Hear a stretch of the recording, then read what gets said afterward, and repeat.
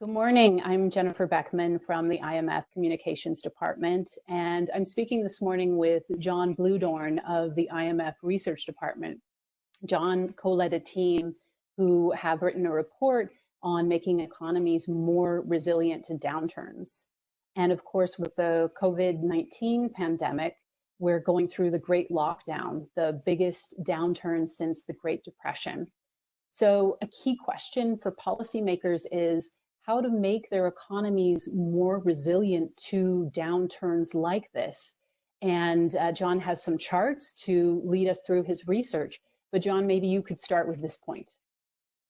Thank you, Jennifer. So this in this work, this analysis, what we did is we looked at in this kind of environment of low rates, low interest rates and high debt, how can economies try to improve their response to downturns, kind of shocks? And what we see there is that we look at a number of different policies, but we find that in particular, what we call rules-based fiscal stimulus measures, this is kinds of stimulus that automatically starts whenever there's a large change in some kind of macroeconomic trigger, say like a big rise in the unemployment rate, and to provide support to the economy kind of immediately, rather than having to wait for kind of the political process to kind of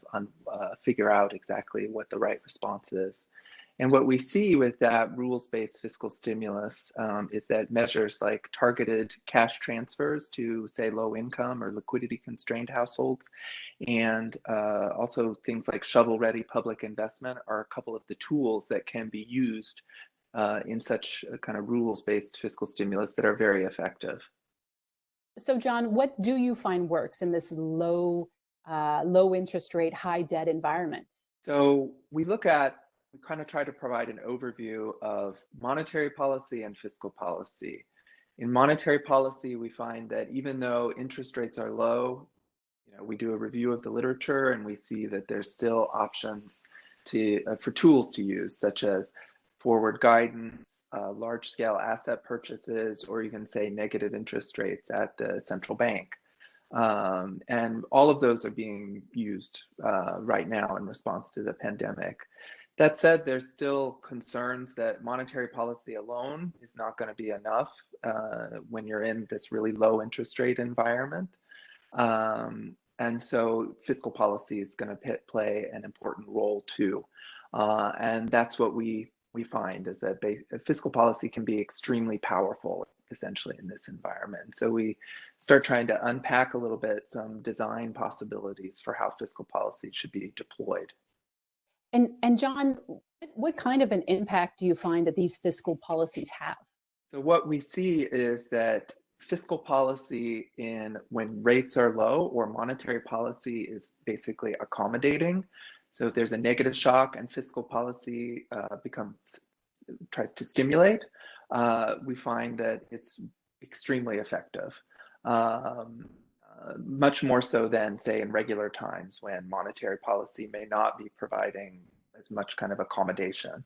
The other thing we see is that fiscal policy tends to be even more powerful in downturns where there's economic slack than it is in normal times. And so it suggests that times when interest rates are very low, monetary policy is accommodative, and there's lots of economic slack, meaning there's unemployed resources that can be employed readily. That's when fiscal policy is super powerful and should definitely be deployed. And those are the kinds of circumstances that are going to actually be most relevant after the Great Lockdown and people are able to kind of go back to work and the like. There's going to be a lot of people who could be employed, and that's when fiscal policy will be extremely powerful, is what we see. This rules-based fiscal stimulus is particularly effective when monetary policy is at extremely low rates. Is that right? Yes, that's right, Jennifer. So as we see in these figures, we do a comparison actually of the effectiveness of cyclical response to a negative shock under different circumstances, and we compare the outcomes. So first looking at output or GDP, the blue line shows that when you get, and these are calibrated to be kind of the average kind of shock that we've seen in the past. So what we see is that if monetary policy is able to respond, that's this blue line, you get a mild downturn, and then gradually output kind of goes back towards its usual level.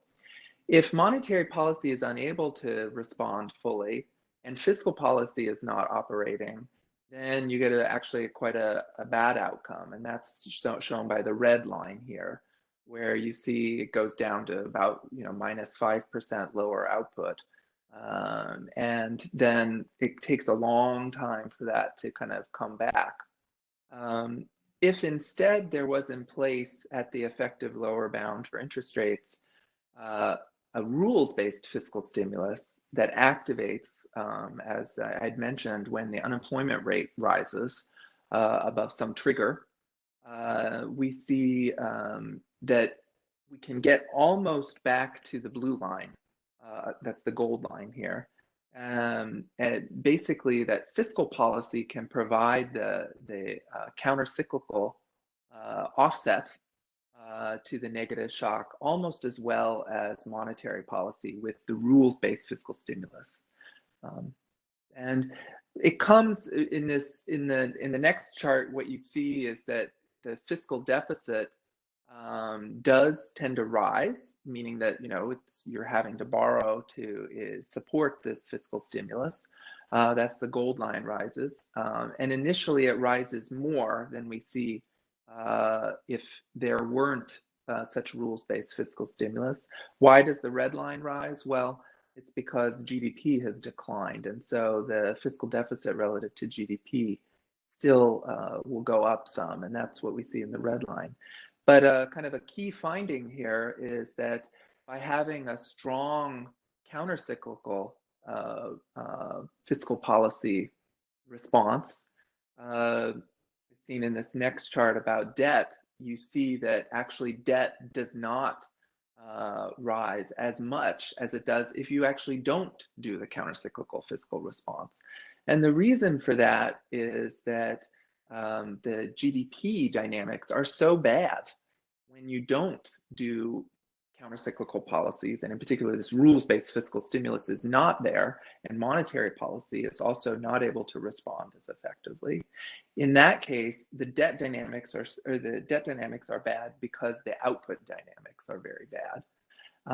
And so having instead in place something like this rules-based fiscal stimulus, you get something close to the output dynamics that you would get if monetary policy was free to respond.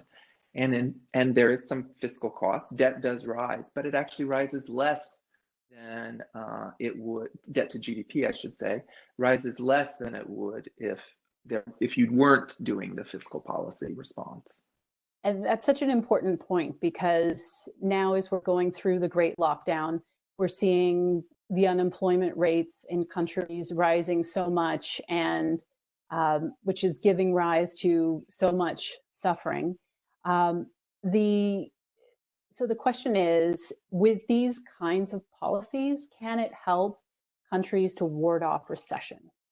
So, the pandemic has happened. And so the kinds of analysis that we're doing is looking at how to prepare for future shocks, to put in place structures that help us be ready. And so there's, it's likely there's gonna be shocks. So now is the time to kind of start being ready for that and putting in place something like this rules-based fiscal stimulus. And what you see is that over time, that's going to have real benefits in terms of lowering how often you end up in bad downturns, bad recessions. And that's what this next chart shows, is that when we kind of simulate over multiple possible histories of shocks, what you see is that slipping into recession is less likely when you have the rules-based fiscal stimulus in place than it is if you don't. And so that's that the height of the gold bar is lower than the height of the red bar. And in fact, which is the red bar is where you don't have in place this kind of rules-based fiscal stimulus, and monetary policy is not able to respond as effectively because interest rates are so low already. But you can see that you get close to the likelihoods of recession that you would have if you were able to have full monetary policy response. And so it just points to that with a vigorous countercyclical fiscal response that's automatic, you can do almost as well as you would if you weren't up against the effective lower bound on interest rates. Thank you so much, John. Super interesting. And as policymakers are trying all kinds of unprecedented policy action, it'll be interesting to see who does implement this.